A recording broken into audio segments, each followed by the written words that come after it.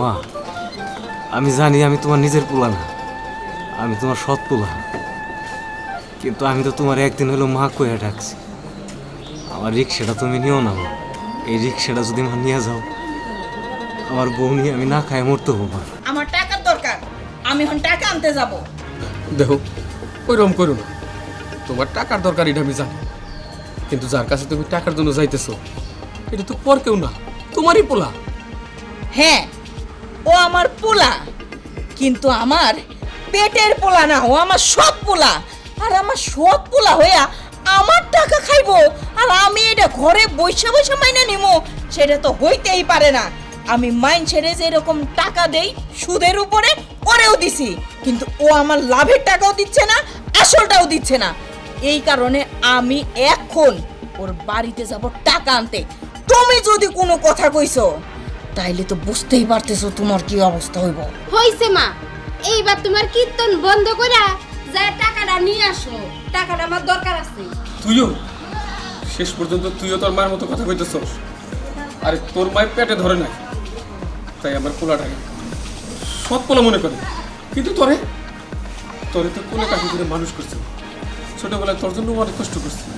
তুই কেন এরকম কথা কইতেছিস? হ্যাঁ, আমার কোলে পিঠে করে মানুষ করছে, এটা ঠিক আছে। কোলে পিঠে আমার নেয় নাই কে, কারণ ছোট বাচ্চা পোলা বান্ধে তো যে কেউ সামনে পাইলে আদর করে। কিন্তু তাই বলে তো তারে আমি আমার নিজের ভাই ভাবতে পারি না, কারণ সে আমার সৎ ভাই। তাই তো ভাববি, কারণ একটা বিষ বৃক্ষ যেরকম তার ফল তো এরকমই হইবে। কি কইলা তুমি? আমি 20 বিক্ষর আমার পেটের থেকে যেটা হইছে সেটাও? তার মানে তুমি কি কইতে চাইতেছো? আমার বড় সতীন যেটা মরে গেছে এটা কি মিষ্টি বৃক্ষ ছিল? হ্যাঁ, তার পেটের থেকে মিষ্টি সন্তান হইছে? তোমার ব্যবস্থা আমি নিতাছি। আগে আমার সতীনের পোলার কাছ থেকে টাকাগুলা নিয়ে আসি, তারপর আমি তোমার ব্যবস্থা নিতাছি। শোনো, তুমি একটু বোঝার চেষ্টা করো। আমার পোলাটা শখ করে টাকাটা নেয় না, খুব বিপদে পড়ে টাকা নিছি। ওর বউ গর্ভবতী ছিল, বাচ্চাটাও নষ্ট হয়ে গেছে, তখন ওর বোর চিকিৎসার জন্য টাকাগুলো নিছি। এখন যদি ওর উপর জুলুম করো, খুব বিপদে পড়ে যাইব। তাছাড়া ওর তো একটা রিক্সা ছাড়া কোনো সম্বল নাই। ভালো কথা মা, তুমি বাড়িতে যাও, যা যদি টাকা না পাও আসার সময় রিকশার সাথে বাজায় নিয়ে আসবা। 10,000 টাকা না বিক্রি করতে পারো, 8,000 তো বিক্রি করতে পারবা। আর তাছাড়া আমাকে তো কোনো লস নাই। হ, এই তো মাইনসে কয় না বৃক্ষ তোমার নাম কি ফলেই পরিচয়। আমার মাইয়া তো আমার মতনই তো মাথা ভরা বুদ্ধি থাকবো। চল, তুইও আমার সাথে চল, রিক্সাটা নিয়ে আসি। কথা তুমি খারাপ কর নাই, চলো। তোমরা এই জুলুম আমার পোলার উপর করো না। ওই রিক্সাটা না থাকলে কয়দিন আগে আমাকে বাচ্চাটা নষ্ট হলো, আর এখন যদি তুমি কাজ কাম করো, তুমি আবার যদি অসুস্থ হয়ে পড়ো, তখন আমারে কেরা দেবে? যাও, তোমার কাজ কাম করতে হবে। শিশির,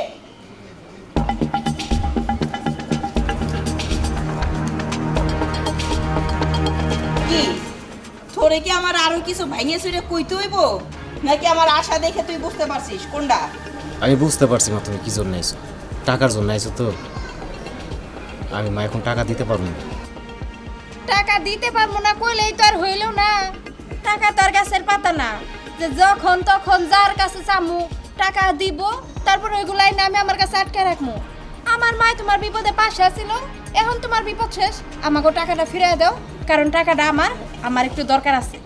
এমন করে কেন কইতাছো বিথি?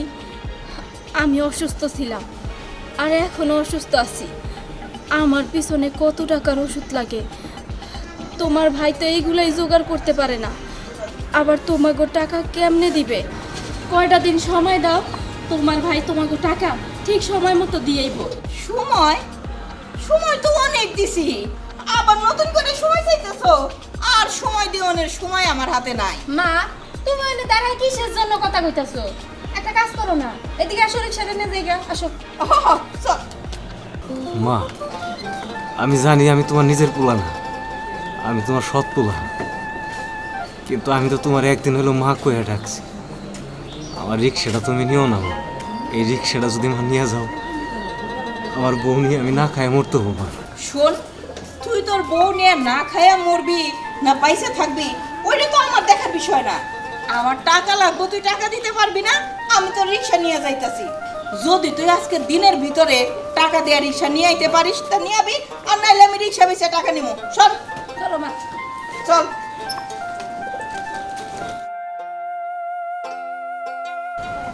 দেখছো, এই হইল সৎমা। সৎমা কখনো আপন হইতে পারে না। আমি যদি তার নিজের পেটের সন্তান হইতাম, দেখতা আমারও মাথায় করে রাখতো, তোমারও মাথায় করে রাখতো। যাজ্ঞা, তুমি কোনো চিন্তা করো না, আমি অন্য একটা কাজ কাম কইরা মায়ের ঋণের টাকা পরিশোধ করে রিক্সাটা দেওয়া। তুমি মন খারাপ করো না।